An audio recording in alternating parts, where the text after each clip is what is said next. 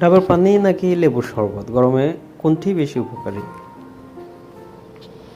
প্রতিদিনই বাড়ছে তাপমাত্রা, প্রখর রোদে বের হলেই ঘেমে একাকার অবস্থা হয়ে যাচ্ছে। এই গরমে শরীর ঠান্ডা রাখতে পর্যাপ্ত পানি পানের পাশাপাশি বিশেষজ্ঞরা বিভিন্ন ধরনের পানীয় পানির নির্দেশ দেন। গরমে শরীর ঠান্ডা রাখতে ডাবের পানির তুলনা নেই, কিন্তু ডাবের যে দাম তা কেনা অনেকেরই সাধ্যের বাইরে। এ কারণে অনেকেই বাড়িতে ফিরে লবণ চিনি দেওয়া লেবুর শরবত খেয়ে ঠান্ডা হতে চেষ্টা করেন। কিন্তু শরীরের আর্দ্রতা বজায় রাখতে কোন পানীয়টি বেশি উপকারী? পুষ্টিবিদরা বলেছেন ডাবের পানীয় হলো প্রাকৃতিক শক্তিবর্ধক পানীয়। এই পানীয়র মধ্যে রয়েছে সোডিয়াম, পটাশিয়াম, ম্যাগনেসিয়াম, ক্যালসিয়ামের মতো উপাদান।